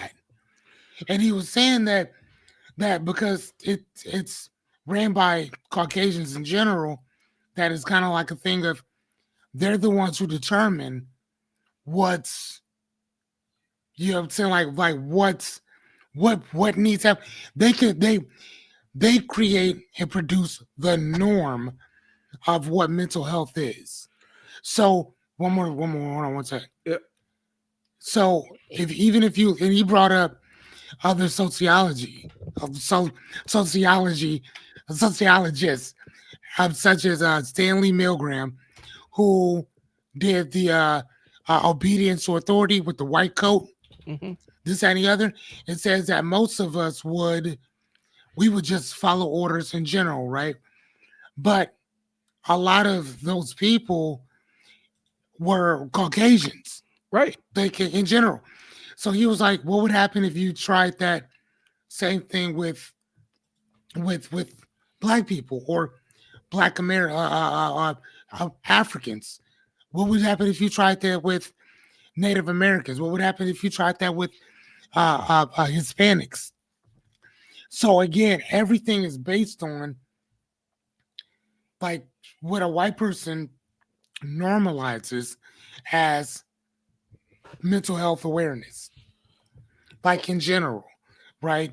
So then, even if you look at Philip Zimbardo, the Stanford prison experiment, right? I loved his whole entire book, but again, the prisoners and the guards were all Caucasians, Yep. like all of them were. You know what I'm saying? So, what happens if you'd have tried that with other people in general? So other people from different cultures in general. So a lot of what they're doing is based on the culture, white Western culture type stuff. yeah, and that's one of the things. So it's interesting. I fell across a thread of black psychiatrist or psychologist actually, and she was talking about how a lot of times things that manifest specifically um, that would be normally read as anxiety or ADHD or even autism that is clearly coded for the white population. A lot of times, since there is no diagnostic, there has been no diagnostic work done with non-white populations for a lot of this stuff. It gets misread as other things as a Yeah, size. So a lot of mental health stuff doesn't. A lot of mental health diagnoses pass us by right. because we were never we were never in that original cohort, the original group that they used to determine the diagnostic criteria for a lot of these mental illnesses. Which go ahead, go ahead. And so and that's what happens. And so it leads into these imbalances in mental health. I used to say this all the time. There's a lot of black men and black women that are sitting in prisons and penitentiaries with untreated ADHD, um, autism diagnosis that never got No, neurodivergent. neurodivergence, all kinds of other stuff that never ever got addressed or taken care of. And and it's just assumed, well, they're just oppositional defiant. That used to be the thing that used to be the label that they would slap black kids with for stuff with ADHD is, well, they're oppositional defiant. Well, this other kid, his white kid, he has ADHD or he has autism, but the black kid showing some of the same behaviors, well, he's oppositional defiant, and there's no treatment for oppositional defiant. You know what I'm saying? And Well, no, so there is treatment for it. It's called prison. yeah, and that's the way they would frame it. And so yeah, we were never included in a lot of this diagnostic criteria, and it even goes into, my mom was before she passed 2016, she was in epidemiology and working on the forefront of breast cancer research. I mean, she has an entire picture where she's with Bill Clinton smiling and stuff, waving at the camera for a lot of stuff that the research that the organization stuff that she had created. And there's a huge gap. She would tell you there's a huge gap when it came to diagnostic criteria for black folks with cancer treatment, because all the stuff was centered around white White people. It's not people, yeah. saying that there's not physiological differences, but there's economic differences, there's environmental differences, there's all kinds of other things. Cultural, but then there's other Yeah, differences, even with the blood. So even blood mel even blood melanin content, some genetic features that are persistent in specific groups depending on where you're from. And so a lot of black people weren't in these cohorts to diagnose some of these things, and so we never get diagnosed. And so that's one of the things that falls in there. Interestingly enough, so while you're talking, I was kind of going back because we're talking about media and stuff like that. One of the books that put me onto this, and I was trying to find it so I could put it up on screen, but I can't find it. I'm going to actually go through my bookshelf and see if I still have it. Mhm. It was a book published by Media Matters. And for a while, every year, they would break down the biggest stories of the year and then critically fact check them and assess them for bias. And it was like a compilation of the main stories. And then they would tell pieces of the stories that didn't get told and stuff like that. And I was wondering if they still did it. If I could find the book, I'll put it up on screen. But that's where, coming out of journalism, Oh wow. Okay, yeah, I'm looking at them. coming out of school Which as a one? coming out of school as a journalism major, that was one of the things that's really informative and shaped my opinion as a young adult about how the news works. Um, and then you get, books like that are they're essentially works of fiction um, that ended up becoming some people's entire framework of how they viewed the world. Like, was it Tales of Economic Hitman, where That that was was sad. that was functionally a work of fiction, creative fiction, but it was fiction, political fiction, but it was fiction.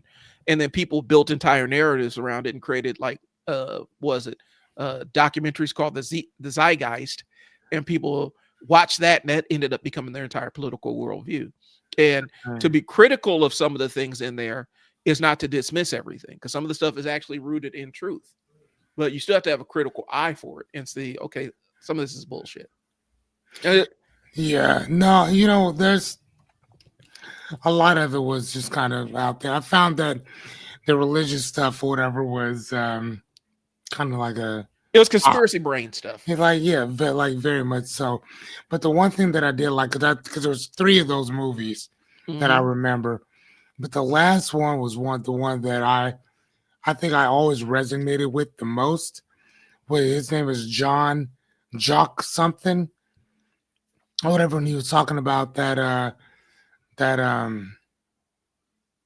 that utopian, not even that utopian type of thing that you don't have to. I have to look into it. Mm-hmm. Um, I think his name was Jock something. Go ahead and talk. I'm gonna find it. Okay. Well, man, so I'm jumping back into it. I'm jumping back into the thing. So, um, one of the differences is, so when we talk about media literacy, one of the things that people don't really understand is the literalism. Like people taking, like when you see an article from the Onion that gets posted that is clearly a joke, people taking it seriously. Like that's the lack of media literacy. That's the lack of being able to determine, okay, this is so insane that this can't be true, and then looking and saying, "Oh, this comes from the Onion, so it's a satirical article." I see it in sports. Like, I'm in different sports groups where somebody will literally post an article that is from a satire, sports satire site that's supposed to be comedy, and they almost get rage baited by it. Can you believe this is happening? Well, no, I can't, because it's from a satirical website. It's not supposed to be real. You're not supposed to be getting mad about this. There's supposed to be there's supposed to be an understanding that this thing is not real. This is fake. Mhm. Um, but people don't, it's weird, like and we have these arguments, like in the group specifically that I'm in, it happens pretty frequently. I see it on Twitter too. This is not a real sports story. It's from a site that is known for making satirical sports stories, but people are reacting to the thing like it's like it's real, like it's a real thing. um and so not being able to understand the difference between satire and symbolism and literalism, it's like a lot of people, and people that are our age, like you're old enough to know better. But I think it's we've outsourced our critical thinking to other people so often. And it does come with the fact that people don't read anymore. But it also comes from the fact that people don't think as much anymore. Mhm. Um, let me see. It's media literacy is the ability to recognize the creator's intent, and people will fight you. Like I've had people, like when I think it was George Lucas, and I'm a double check this, so I'm not just sitting up here spewing bullshit. But I remember George Lucas, I think he was the one that mentioned Star Wars was the allegory for the Vietnam War, and people tried to argue with him about it, about what Right. his own movie was about. Wow. That's not what it's about. Well, I mean, but he's the creator of it. He said what it's about. Hmm. Well, that's not what it is. Really? Let's see. Star Wars Vietnam. Uh, this Vietnam War heavily influenced Star Wars, with George Lucas stating the Rebel Alliance was inspired via the Viet Cong fighting a larger power. He said this. He actually said that, and people would argue with him like, "No, your movie is not about that." That's a lack of media literacy. The man told you what it was about. And you're like, "Nope, that's not what that's not what it is. That's not what you meant when you wrote that." Right. Um, and I think what happens, especially on these news things, and I know I'm more into sports than Fearless is, regardless. But one of the things we're starting to see is, you remember Crossfire on CNN? Remember Crossfire, Yes. where they have the two talking heads yelling at each other? Yes. We're seeing the crossfireification of all media, where you always have to have two people yelling at each other about a thing. We see it in sports all the time. Like people are just taking the opposite side just so that they can have good television. CNN has built an entire, like, only clips I've received from CNN is pundits yelling at each other. I don't see news from them. I just see clips of people from opposite parties screaming at each other for being on opposite sides of a thing. Mm-hmm. And I think that's cooking our media literacy. Like, I feel like our media literacy is getting cooked behind this actively, because when you have two people on there screaming opinions at one another, what gets lost in translation is the fact that these people are screaming opinions at each other. They're screaming opinions Right. at each other, and there's no real-time fact check on it. And I've actually seen them fact check one another in real time. Like, I've seen the dude, I can't say his name is Scott something or other. I saw him get fact checked in real time, and he fell silent for 45 seconds. Who was this? One of the dudes on CNN. They brought on a guest, and she pulled up something that he said in 2016 before the election, and he was literally saying the opposite thing. And she said, "You even said this in 2016." He fell silent for 45 seconds. Yeah. Because he got fact checked in real time. He didn't even know how to respond to it. So what happens is we're seeing people berating each other with opinions, but not berating each other with facts. Mm-hmm. And it ends up becoming news as entertainment.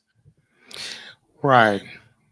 So this is, I don't know if you can see. Can you see this? I can see the Venus Project. All right, here, I'm going to try to make it a little bit bigger. Hold on, nope, let me take that back off. Sorry about that. Okay. All right, there we go. All right, so basically, this is the Venus Project that was created by Jacques Fresco, in collaboration with Roxanne Meadows in Venus, Florida, and it was basically set up so it's a nonprofit organization aimed at redesigning culture, economic infrastructure, and the way humans relate to resources, technology, and each other. So one of the things that he did was, why make the shift? And there's a couple things I'm going to show you here. Mm-hmm. It says that the Venus Project argues that many of today's social and environmental problems stem from the money market system, which is based on scarcity, competition, profit, and inequality. Sorry, my brain just went blank. Basically, where we're not equal. Yep. So, in their view, automation and technology have grown in such a way that human labor roles becomes obsolete, yet purchasing powers remain tied to jobs, leading to instability. And so here's the thing, real fast. One of the things that I want to read real fast in my boy's book. Hopefully, if he ever meets me, he won't try to sue me for this. Mm-hmm. So he says, whiteness mindset. So listen, y'all.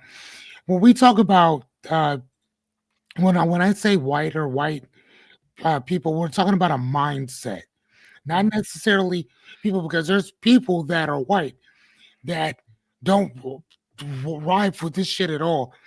But unfortunately, it ties back in. If Africa ran everything, and we were the majority, it would still be a blackness mindset, which Right. I would still fall up under that. Although I may not necessarily do any of that stuff, I might still fall up under it. So, can I throw a frame in here real quick before you get please. started? Yeah. So when we talk about whiteness, we're talking about the concept of whiteness as, for a long time in America, there was a specific hierarchy, right? Like, for a long time, Italians weren't considered white. Yeah. Right. Irish people weren't considered white for a time being. You know, as you go on Eastern Europeans, for a long time, they weren't necessarily considered white in this country. And so whiteness expanded to embrace those specific subgroups to say, okay, you're allowed in the party, but the rest of y'all ain't. So we over here are white and the rest of y'all aren't. So when we talk about the concept of whiteness, that's what we're talking about. Where Correct. it was a characteristic ascribed to people to saying, you get this set of you get to enjoy this set of privileges, and you don't have to live in segregation or anything because you fall under the auspices of white, but y'all don't meet that criteria. So off to the reservations, off to the hoods, off to the off to these specific parts of town and stuff like that, off to Chinatown, off to wherever, because you don't meet the criteria of what we consider white. So when we talk about whiteness, that's what Fearless is saying, is whiteness as a concept in America. Or like Doctor, what's my boy who kind of fell off? Umar. Yeah, dude. Yeah, as Umar says, which his information still hit.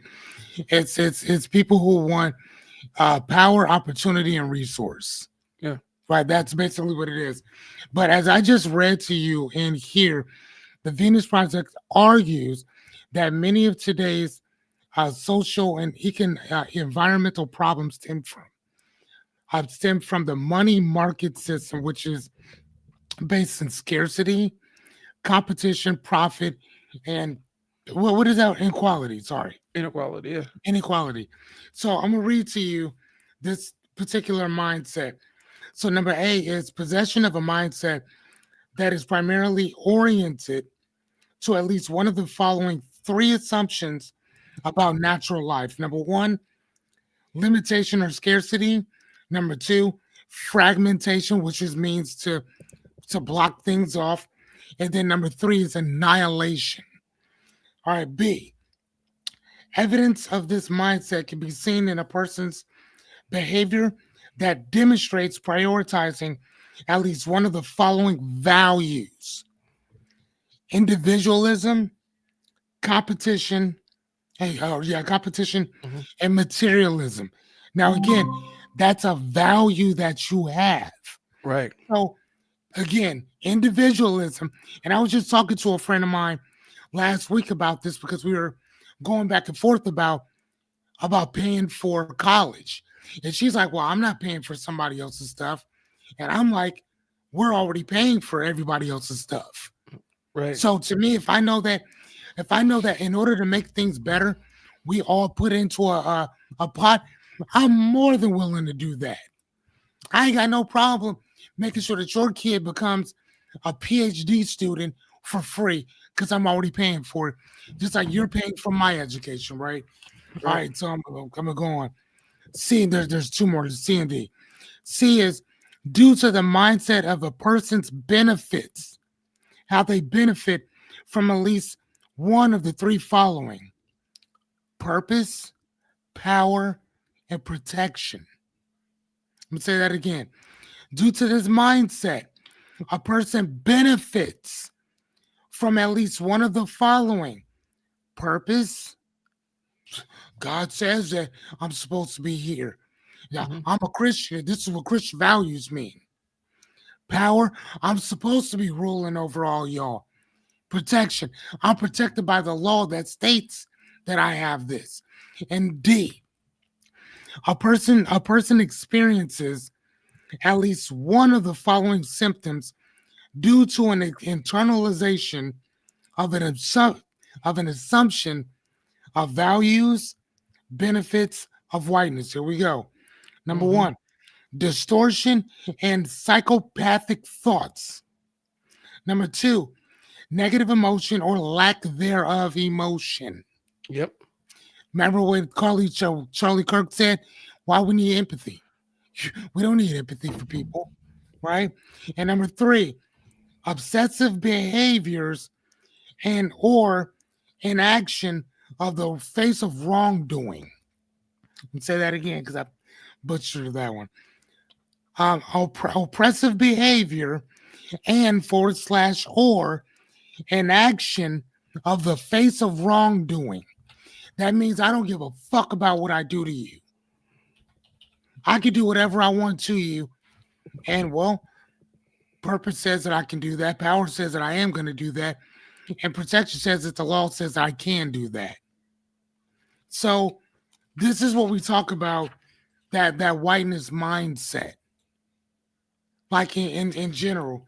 And so to Mr. Lassiter, I appreciate your book. Your book was amazing, man. Thank you. Mm-hmm. But that, and so this guy here, Jack, what's his name again? Uh, Jacques Fresco, and said that he saw this, and he was like 80, 90 years old when he died. And I think 2017 maybe. And he was talking about some of these principles then. And he was just saying, though, that we have to live here together. Right. There is enough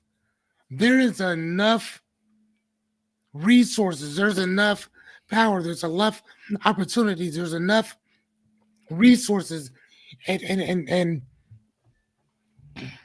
experience for us to go around. But again, like you said, middle management. Right.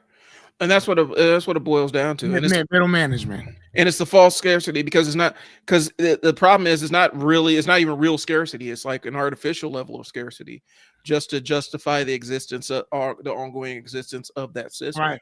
The scarcity don't be real. There's plenty to go around, but we're just saying that there's not enough. Yeah, and that's all we're kind of saying is that Jock was saying that there's more than enough. Right. Like, listen, we have 22,000 kids die every single day because of dysentery by itself. That's a lack of clean drinking water.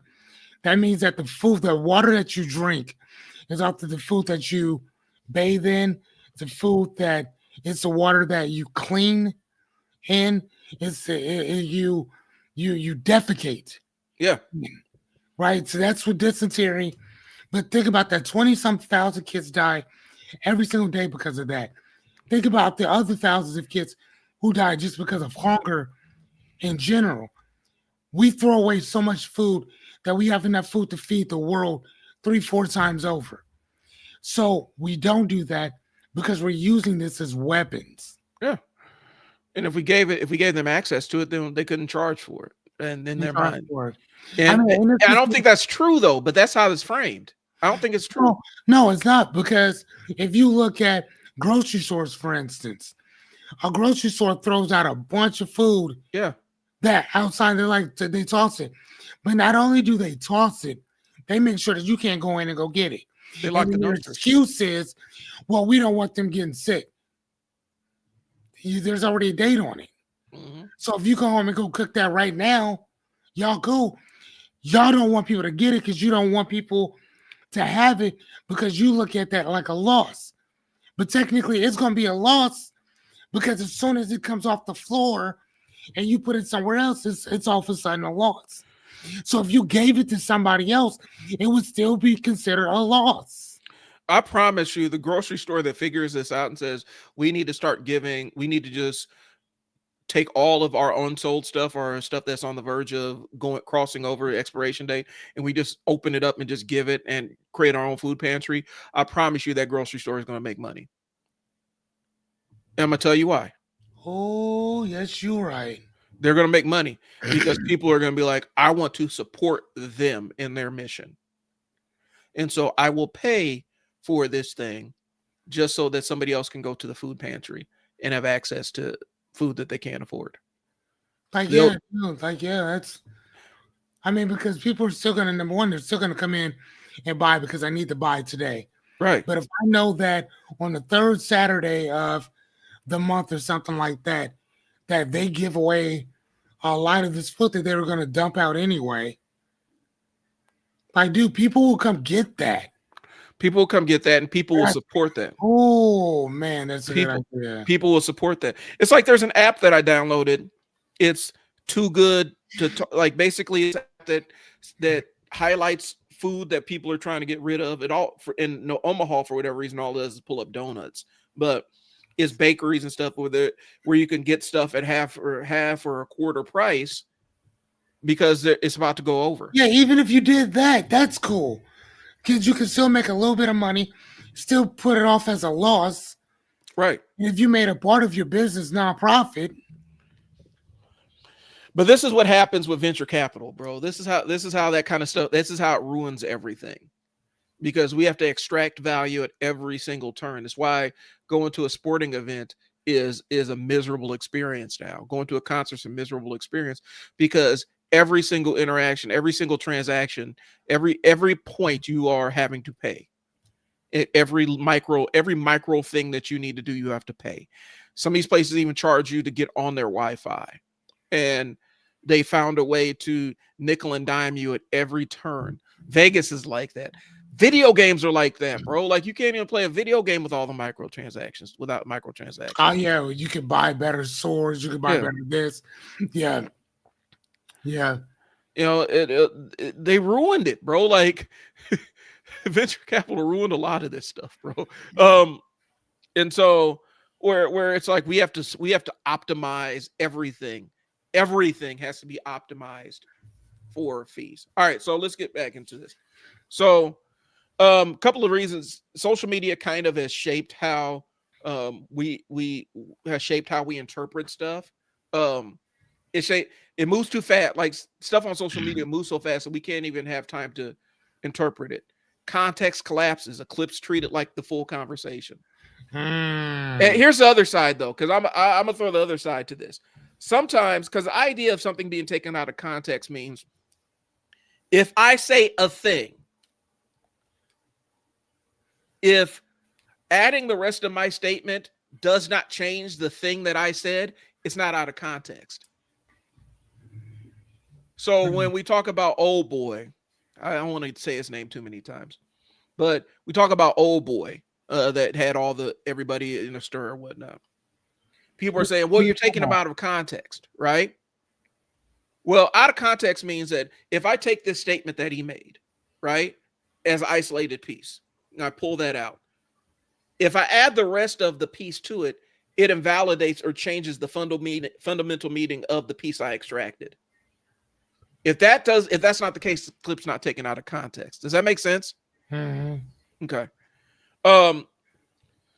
Platforms reward instant emotional reactions. That's why you have likes and you have the little arrow you can click and give a thumbs up or a smiley face or a laugh. Algorithms push extremes because nuance doesn't spark engagement. Nuance arguments don't get it. That's why I struggle with social media a lot of times, because most of my stuff be having nuance to it. And I don't like taking extremes on anything that I post. But I found by making extreme statements in some of my social media posts, some of my stuff does better. It gets better response rates. Right. Even if it doesn't contain extremities in it, if I make it sound like it's an extreme stance, people will take it. I did a video that says nobody watches my shit on YouTube, and that one's doing better than anything I've done. Because people don't. It's a quest for excitement, not to be informed. Okay. So examples are people watching 6-second clips and deciding somebody's entire character. Creators being forced to oversimplify because layer content gets ignored. I have a bias for video. Essays. I watch video essays all the time. One interesting one I'm a point that kind of falls into this conversation is the death of a euphemism by Innuendo Studios, where he talks about once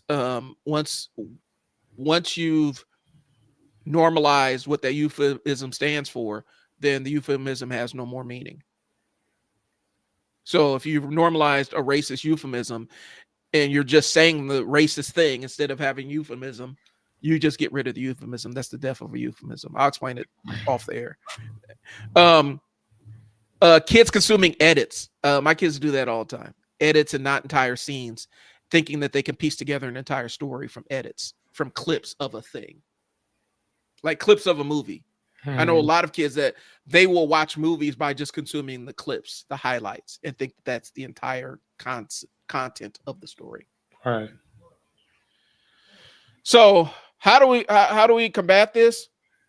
Y'all got to read and y'all got to think and y'all got to force yourself to think. And get around other people that do it too. Right, get around other people. You gotta get around other people who read too. And please, please, please, while I'm saying that, do not fall into the trap of just being contrarian, because that is not critical thinking. What does that word mean, please? Contrarianism, just taking the opposite side just to take the opposite side, just for shits and gigs. You're just going to playing devil's advocate as a personality trait, as opposed to something you're doing in the context of a conversation. Where if I say A, you automatically say Z. Regardless of whether A is true or not, you're just going to say Z. Contrarianism. Because that shit's annoying. Yeah. Contrarianism is not media literacy. It's not intellectual. There's nothing smart about it. You're just saying the opposite of what people are saying just because. That is not real. And so I know a lot of people that have mistaken that. I think his name is Ye. I think his name is Ye's Nor. A lot of Kanye fans do that, bro. It's a weird interaction. I know a lot of Kanye fans, and they do that stuff, and they'll follow along with him. Like, he's just saying the opposite of what everybody else is saying. It doesn't make it true or not true. He's just saying the opposite. He doesn't really have an opinion on the thing. That's not the same thing. Just taking opposite stance is not the same thing as being critical and having media literacy. Okay. Knowing the difference between fact and opinion, symbolism and literalism. That's going to be harder and harder as we start as this gets wrung out of our kids in school. And being able to read context clues as we start de-emphasizing that in the classroom, like we're like almost 2 decades deep in it, it's going to get harder and harder to teach that. You're going to teach that stuff at home. And understanding creators' intent, which also means reading interviews with these creators. Reading what they actually have to say about the thing that they created. So, but yeah, man, I'm looking at it. We're about 2 hours deep here, Fearless, and I got some stuff I want to ask you off air. So, do you have anything that you want to say to kind of wrap this up? No, man, pick up a goddamn book. Thanks. I mean, and here's the thing, and I tell people all the time, like it could be, like you don't have to sit and read these big, huge, monolithic books that I'll go through. Sometimes, again, like I said, sometimes I'll read something big, and sometimes I'll read something real tiny like this one here. This book is only 169 pages. I read another book that was like, I think less than 100 pages by Jamaica Kincaid. It was probably one of the best books that I've ever read. Yeah, I had to pull it up here. Like, yeah, that book was absolutely amazing. So it doesn't matter how many pages it is. Just pick up a goddamn book, man. A Small Place. The Small Place by Jamaica Kincaid. One of my favorite. If you ever want to learn how marginalized groups feel, read that book. It's not putting it in a thing to make anybody feel bad. It's not critical race theory. It's just some shit that when you're going on vacation, you sometimes forget that there are actually people that live wherever you're going to vacate. Right. And you're looking at their home, their situation, and you're looking at it from their standpoint. And you're reading how they see you when you come into their home or to their island or to their country, and you hogwash and you destroy somebody else's culture. So again, like I said, I think that book is only 80 some pages, I think, 89, maybe. How many pages is that book? I want to say that it's, I think what's it called? A Small Place. Yep. By Jamaica Kincaid. I'm pretty sure it's on like 89 pages or something like that. And there's an entire context. Excuse me, I'm sorry, 81 pages. There's an entire context. Yeah. And it is so good. There's an entire context. It's so good. There's an entire context that needs to be addressed, and maybe one of these days we'll address. I don't know if this is the format, but the entire, because I've seen it with the passport bros that will sit there and talk about, I'm gonna go get me a girl from this country or that country, and it's like some of y'all got jammed. Like I've seen one where some cats get jammed up because this girl done sent him a text from some high rise over in Brazil. It's like, don't go over there. don't go over there. You going over to clap some cheeks and you going up with your cheeks getting clapped, walk up in there. Like them people is poor. Them people are dealing with poverty and they see you as an easy lick. And sometimes it is just a matter of you may be broke here, but you rich to them. Yeah. And so they have this ideology like, well, I can get this other woman over here. They're more compliant, whoop-de-woo, this, that, and the third. And it's like, no, they know the game. They're familiar with the game just as well as women domestically. But there's a whole concept. There's a whole conversation we can have behind that. What I got going on, guys, I'm still doing my content to cash machine. I'm still teaching people how to business owners how to create content that drives customers to them and stuff like that. Teaching the fundamentals of lighting, audio, camera placement, all that other stuff. And so teach you enough to get started. The minimum I'm about minimum viable. And so I'm not big on having the perfect cinematic quality. I'm worried about, is this video good enough to send out? That's what I'm gonna teach you.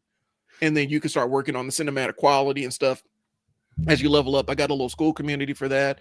I also have where is it? I'm still figuring out where this stuff is on here. Media assets. Yeah, I still have my stand store with links to all the stuff I'm talking about. If you're interested, scan that and it'll take you to all my stuff. I'm filling it. I'm actually adding templates and stuff so that you can market your own stuff. You can just plug and play, copy and paste. It has social media templates, emails, the whole nine. And then Fearless has his stand store I'm putting up on screen now. That's Fearless is. It looks exactly the same, y'all. It looks the same, and we cannot move this stuff around. I tried earlier around. So this is Fearless's stand store. If you want to sit down and have a philosophical brain, help you sort through some of the stuff you're dealing with, call Fearless. Yeah, that's literally what our thing is. If you scan the QR code or just take a picture of it, yeah, anytime you need to talk, our stuff is in there. Hit me up, man. We'll sit down and chop it up. So that's what we got, y'all. I appreciate everybody that tuned in. I love this. I love this. People are tuning in. Thanks, Joshua, for jumping in here. Yeah, man. Liberty Twitcher. Hey, man, we're still open. Even though we don't agree on everything, we're still here, right? We're still here. We're still here to fight with you. So anyway, I do appreciate you tuning in. I'm Brian. Fearless here. Talk to you guys next week. Peace.